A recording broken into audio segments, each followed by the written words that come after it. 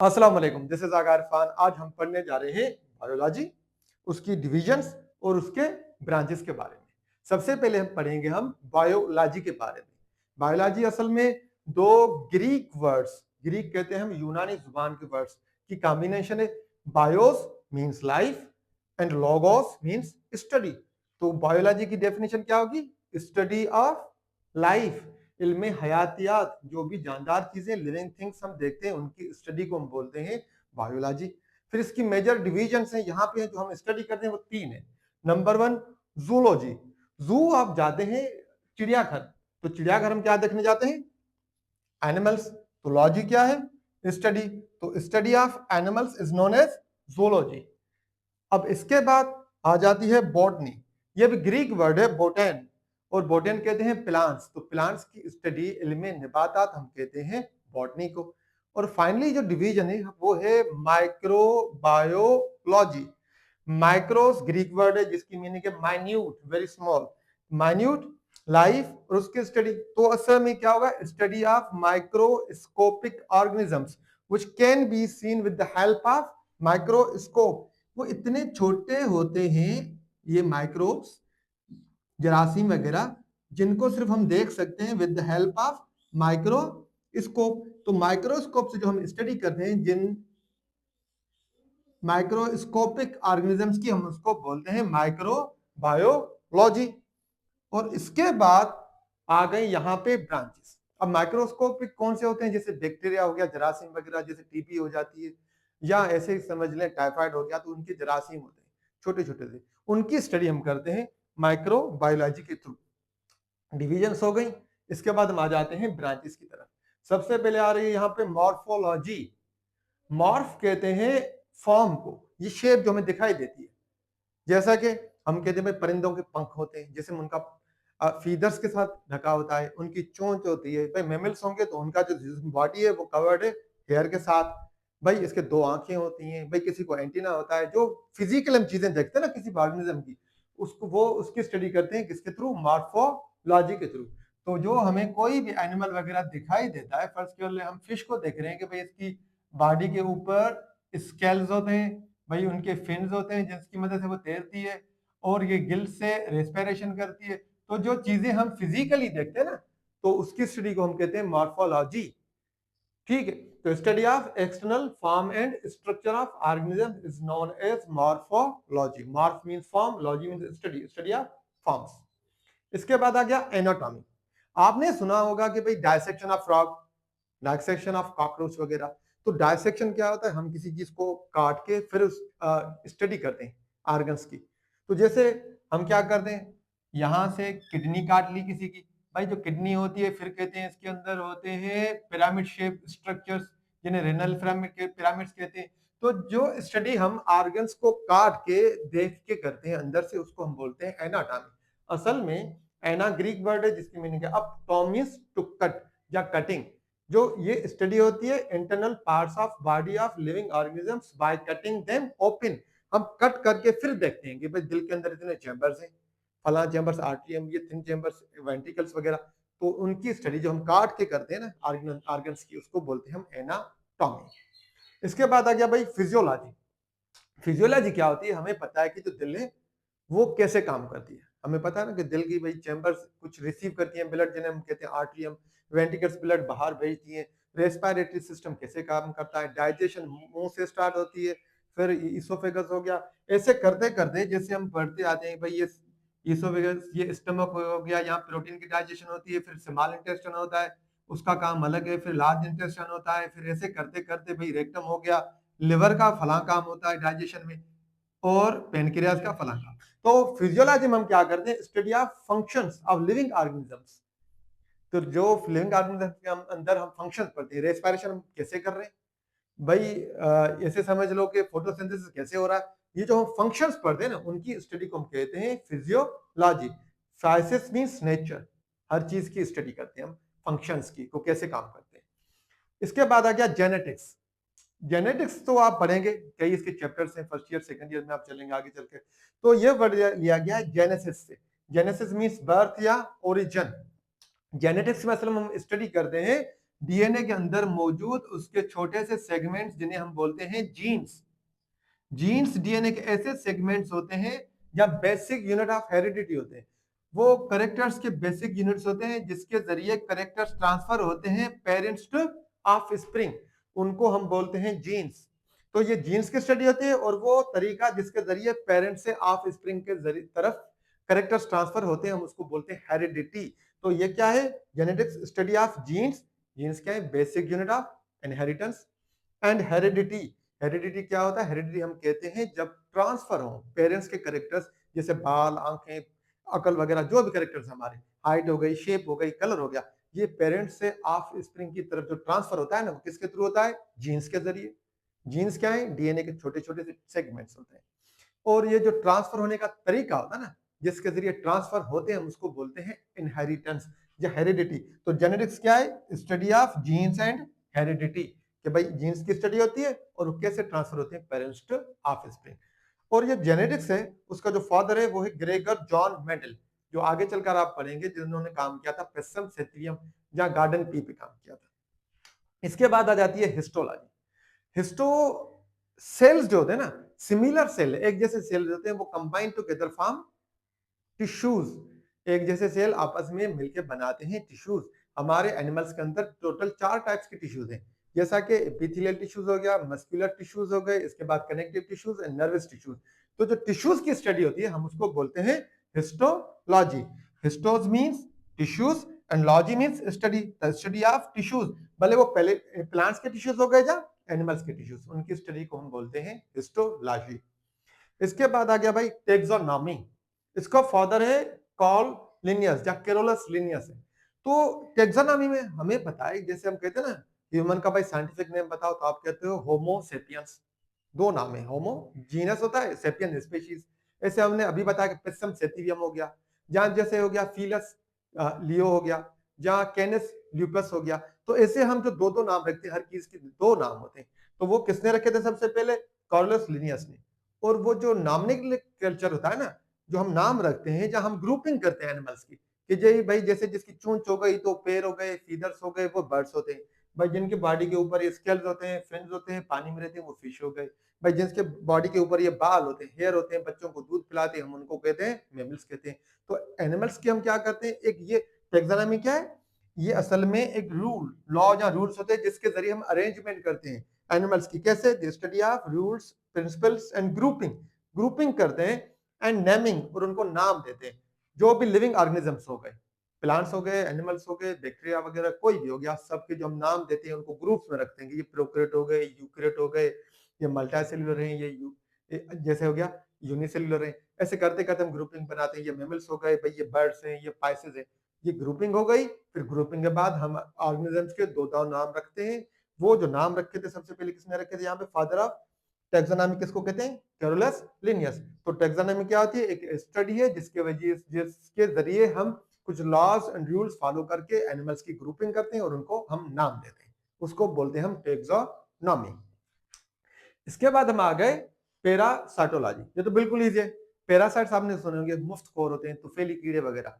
ऐसे एनिमल्स, जैसे रात के टाइम पे ये मच्छर आ जाते हैं, हमारा खून चूसते हैं। ये बालों में होती हैं, लाउस होती हैं, जैसे जुएं वगैरह हो गई, जहाँ लीच हो गई, जोंक, या पेट के कीड़े कीड़े होते हैं, जैसे टेप वर्म, हुक वर्म, बच्चों के पेट में होते हैं, एस्करीज वगैरह। तो उनकी स्टडी को हम बोलते हैं पैरासाइटोलॉजी, पैरासाइट्स की स्टडी। जैसे टिक्स हो गए, तो ये मस्कीटोज हो गए, लीच वगैरह, उनकी स्टडी को हम बोलते हैं पैरासाइटोलॉजी, स्टडी ऑफ पैरासाइट्स। इसके बाद आ गया पैलेंटोलॉजी। आप तो सुनते होंगे जुरासिक पार्क मूवीज वगैरह आती हैं, ठीक है? तो वहां पे हम दिखाते हैं ना कि किसी भी पुराने एनिमल्स की, एंशिएंट एनिमल्स जैसे हो गया, ज्यादातर दिखाते हैं वो कौन से, जैसे भाई समझ लें पुराने एनिमल्स जो मर गए, उनके वो फॉसिल्स वगैरह जो डगअप करके निकालते हैं ना, उनको क्या करते हैं, फिर उनकी स्टडी करते हैं कि भाई ये फासिल ह्यूमन का है, ये फासिल किसी पुराने वाकयात है, पुराने किसी बर्ड की, किसी दरख्त की, उनकी स्टडी को हम बोलते हैं पैलेंटोलॉजी। अब पैलेंटोलॉजी क्या है? पैलियो से लिया गया, पैलियोज मींस एंशिएंट, ओल्ड, कदीम, और ऑन्टोज मींस बीइंग। तो स्टडी ऑफ रिमोट पास्ट और organic life with the help of fossils. Fossils कहते हैं जो चीज हम डग अप करके निकालें, वो जो हम खोद के निकालते हैं जमीन से वाक्यात वगैरह, उनको हम बोलते हैं फॉसिल्स, और फॉसिल्स की स्टडी को हम बोलते हैं पैलेंटोलॉजी। अब इसके बाद आ गया भाई फार्माकोलॉजी। ये तो बिल्कुल ईजी है, फार्मासिस्ट हम देखते रहते हैं आजकल, हर जगह होते हैं, जो मेडिसिन की शॉप्स वगैरह होते हैं वहां पे होते हैं फार्मासिस्ट। फार्माकोलॉजी असल में लॉजी तो स्टडी हो गई, और फार्माकोज क्या होते हैं, ड्रग्स। तो ये स्टडी अबाउट ड्रग्स होती है कि वो ड्रग्स कैसे बनती हैं, कौन से पौधे हो गए या केमिकल्स हो गए उनसे ड्रग्स बनती हैं, और ये जो ड्रग्स होती हैं उनके इम्पैक्ट कैसे होते हैं, कौन सी ड्रग्स लेंगे तो वो उसका इम्पैक्ट इंसानों पे या जानवरों पे कैसा होगा। तो यहाँ पे ड्रग्स के एक्शन की स्टडी होती है। Pharmacology study about the action of drugs. इसके बाद आ गया भाई मॉलिक्यूलर बायोलॉजी। यहाँ पे जो बायोलॉजी असल में हम पढ़ते हैं बेस मॉलिक्यूल्स, कौन से वाले, यहाँ लिविंग थिंग्स वाले, जैसे हो गया DNA, deoxy ribose nucleic acid, या आरएनए, या आप पढ़ेंगे प्रोटीन्स वगैरह, कार्बोहाइड्रेट्स, लिपिड्स। तो ये जो ऑर्गेनिक मॉलिक्यूल्स हमारे अंदर होते हैं वो कैसे डीएनए से डीएनए बनता है जिसको हम बोलते हैं डीएनए रेप्लिकेशन, फिर डीएनए से आरएनए बनता है उसको हम बोलते हैं ट्रांसक्रिप्शन, फिर कैसे आरएनए से प्रोटीन बनती है हम उसको बोलते हैं ट्रांसलेशन। तो उसको आगे चलकर आप पढ़ेंगे सेंट्रल डोगमा। तो असल में ये उनकी जो स्टडी हम करते हैं डीएनए की, आरएनए की, प्रोटीन्स की, और डीएनए के बनना, आरएनए का बनना या प्रोटीन्स का बनना, वो स्टडी होती है किसके थ्रू, molecular biology, study of organic molecules which constitute cells and its organelles. ये केमिकल्स क्या करते हैं, फिर सेल बनाते हैं, सेल के ऑर्गेनेल भी बनाते हैं और उनकी स्टडी करते हैं किसके थ्रू, मॉलिक्यूलर बायोलॉजी। इसके बाद आ गया फाइनली यहाँ पे एनवायरमेंटल बायोलॉजी। एनवायरमेंट तो हमें पता है माहौल जहाँ पे हम रहते हैं, तो वहाँ एनवायरमेंट में ये होता है कि हमें पता है कि एनवायरमेंट के अंदर कुछ जानदार चीजें हो जाती हैं, रहती हैं, बायोटिक फैक्टर्स, लिविंग थिंग्स, जैसे प्लांट्स हो गए, ये हमारे क्या है, लिविंग थिंग्स होते हैं। ऐसा ही करते हमें पता है कि लिविंग थिंग्स का आपस में ताल्लुक, जैसे हम पता है कि पौधे होते हैं फिर उनको खाते हैं, कोई कीड़ा वगैरह खा रहा है, तो प्लांट और एनिमल का आपस में या लिविंग थिंग्स का आपस में इंटरेक्शन। फिर हमें पता है कि हमें पढ़ते हैं कि फोटोसिंथेसिस होती है, प्लांट्स क्या करते हैं, नॉन लिविंग थिंग्स पानी, कार्बन डाइऑक्साइड का अपटेक करते हैं, फिर दोनों को आपस में मिलाते हैं with the help of sunlight, वो भी नॉन लिविंग थिंग्स होती है, फिर बनाते हैं ग्लूकोज। या हमें पता है कि भाई एनवायरमेंट एटमॉस्फेयर होती है, वहां पे नाइट्रोजन होती है 78% होती है, फिर कार्बन डाइऑक्साइड होती है, फिर ऑक्सीजन हम पढ़ते हैं, फिर वाटर हो गया, सॉइल हो गई। नॉन लिविंग थिंग्स और लिविंग थिंग्स का आपस में इंटरेक्शन हम उसको बोलते हैं environmental biology, study of relationship between, किसके बीच में ताल्लुक, living organisms and non living factors. Non living factors कौन से होते हैं, जैसे सनलाइट हो गई, एटमॉस्फेयर हो गया, वहां पे गैसेस हो गए, पानी हो गया, सॉइल हो गया, उनके बीच में और लिविंग थिंग्स के बीच में जो इंटरेक्शन होता है कि फोटोसिंथेसिस कैसे हो रहा है, रेस्पिरेशन कैसे हो रही है, ये न्यूट्रिएंट्स वगैरह, या वाटर साइकिल है, कार्बन डाइऑक्साइड की साइकिल है, वो सारे इसमें हम पढ़ते हैं एनवायरमेंटल बायोलॉजी के अंदर। इसके बाद आ गई सोशियो बायोलॉजी। सोसाइटी हम पढ़ते हैं ना, सोसाइटी जहाँ पे हम आपस में रहते हैं लोग। तो सोशियोलॉजी क्या होती है, असल में ये होता है कि स्टडी करते हैं हम बिहेवियर की, सोशल बिहेवियर। तो सोशियो बायोलॉजी में सिर्फ ह्यूमन बायोलॉजी नहीं पढ़ेंगे, बायोलॉजी क्या होगा, सारे लिविंग थिंग्स की उनकी आपस में इंटरेक्शन, जैसा कि हम पढ़ते आते हैं ना कि जैसा कि हनी बी होती है तो उसके अंदर एक क्वीन होती है सबसे बड़ी, फिर मोटे जो होते हैं कुछ ड्रोन्स होते हैं वो नर होते हैं, मेल होते हैं, फिर होते हैं छोटे छोटे से सबसे छोटे हनी बीज जिनको बोलते हैं हम वर्कर हनी बी, वो भी फीमेल होती है, सबसे बड़ी को हम कहते हैं क्वीन, एक ही होती है। तो आपस में कैसे उनका ताल्लुक होता है, इंटरेक्शन होता है, जैसे इंसानों के उनका आपस में कैसे ताल्लुक आते हैं, तो उस इंटरेक्शंस को हम जो पढ़ते हैं, जहाँ जैसे शेर हो गए उनका कैसे प्राइड में सिस्टम होता है, जहाँ ऐसे ही हम हर्बीवोर्स का सिस्टम हो गया, वो जो हम सोशियो बायोलॉजी होती है वो क्या पढ़ते हैं, study of social behaviour of living organisms, उनकी इंटरैक्शंस, वो हो गई सोशियो बायोलॉजी। बायोटेक्नोलॉजी ये लेटेस्ट एक समझे ना इसकी फील्ड है बायोलॉजी की। बायो मींस लैब हो गया, टेक्नोलॉजी यहाँ पे टेक्नोलॉजी का यूजेज होता है, मैनिपुलेशन करते हैं हम अपने मर्जी के मुताबिक, जो हमने जीन्स पढ़े बेसिक यूनिट ऑफ हेरिडिटी, उनको हम क्या करेंगे, यहाँ कट करेंगे, या उसको एक जगह से निकाल के दूसरी जगह में लगा लेंगे, या एक एनिमल से निकाल के दूसरी तरफ हमने ट्रांसफर कर लिए, फिर हम डिजायर्ड अपनी मर्जी के मुताबिक रिजल्ट लेना चाहते हैं, उसको हम बोलते हैं बायोटेक्नोलॉजी। आपने डोली तो सुनी होगी, एक शीप थी जो हमने सबसे पहले पढ़ाई गई थी, जो स्विट्जरलैंड में हुआ था, जिसके जरिए क्या था कि एक एनिमल का, शीप का एक फीमेल का न्यूक्लियस डीएनए लिया गया, दूसरी शीप का एग ओवम लिया गया, फिर जो एग था उसका डीएनए डिस्ट्रॉय किया गया न्यूक्लियस, और दूसरे एग का वहां पे जेनेटिक मटेरियल ट्रांसफर किया गया। कुछ देर के बाद आपने देखा उसकी डेवलपमेंट हुई और उसके बाद एक शीप बनी जिसे नाम दिया गया था डोली।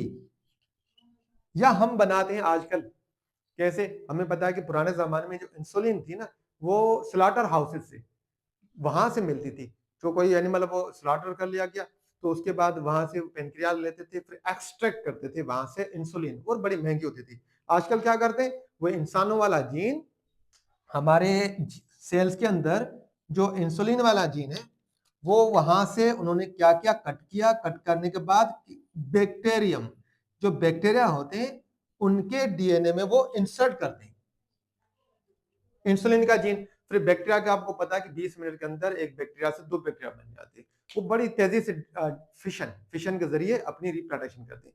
तो आजकल हमें क्या हो रहा है, इंसुलिन किसके जरिए मिल रही है, बैक्टीरिया वाली।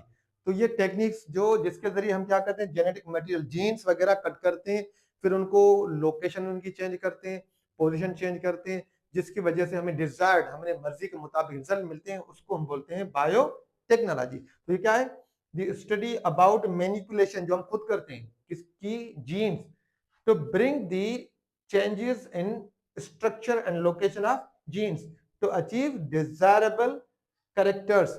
वो जो हम खुद करते हैं, चेंजेस लाते हैं, जीन्स को ट्रांसफर करते रहते हैं और उसके हमारी मर्जी के मुताबिक रिजल्ट लाते हैं, उसकी स्टडी को हम बोलते हैं बायोटेक्नोलॉजी। जैसे डोलीशिप हो गया जहां हम इंसुलिन वगैरह लेते हैं। फाइनली आ गया डेवलपमेंटल बायोलॉजी। यहाँ पे हम पढ़ते हैं डेवलपमेंटल स्टेजेस पढ़ते हैं, कैसे भाई स्पर्म गैमेट्स बने, स्पर्म कैसे बने, ओवा कैसे बने, स्पर्मेटोजेनेसिस, oogenesis, फिर उनकी फर्टिलाइजेशन कैसे होती है, फर्टिलाइजेशन के बाद जायगोट बनता है, जायगोट के बाद भाई कैसे डेवलपमेंट होके वो किसी में लार्वा बनता है, किसी में फीटस बनता है, किसी में एम्ब्रियो बनता है। जैसे आप पढ़ते आते हैं ना कि क्या करते हैं भाई, कोई ये बटरफ्लाई हो गया, बटरफ्लाई ने क्या किया, बटरफ्लाई ने एग ले किए, एग ले किए उन्होंने किसी भी पौधे पे, तो एग से क्या निकलता है, हम पढ़ते आते हैं, उससे निकलता है एग से लार्वा, फिर लार्वा कन्वर्ट हो जाता है प्यूपा में, फिर प्यूपा से निकलता है एडल्ट, इसको हम बोलते हैं मेटामॉर्फिज्म। हम इंसानों में भी पढ़ते हैं कि भाई गैमेट्स होते हैं, स्पर्म एंड ओवा, मेल फीमेल गैमेट्स आपस में मिलते हैं, फिर जायगोट बनता है, फिर जायगोट डिवीजन होती है उसकी, फिर डिवीजन के बाद स्टेजेस होती है, मोरुला, ब्लास्टुला, गेस्टुला, ऐसे चलते चलते एक फीटस बनता है, फिर फीटस से आगे चल के एम्ब्रियो बनता है, फिर वो बच्चा पैदा होता है, फिर बच्चा बड़ा होगा और ऐसे करते करते बूढ़ा हो जाएगा। तो ये समझें कि बच्चा बनने से लेकर उसकी एजिंग, बूढ़ा होने, मौत तक जो सारी चेंजेस आती हैं हम उसकी स्टडी करते हैं, किसके थ्रू, डेवलपमेंटल बायोलॉजी। और इसमें स्टडीज यहाँ तक नहीं, हमारे ह्यूमन तक नहीं, सारे लिविंग थिंग्स के अंदर तब उनकी हम स्टडी करते हैं कि वो कैसे डेवलप करते हैं अपने आप को from initial stage to final stage. अस्सलाम।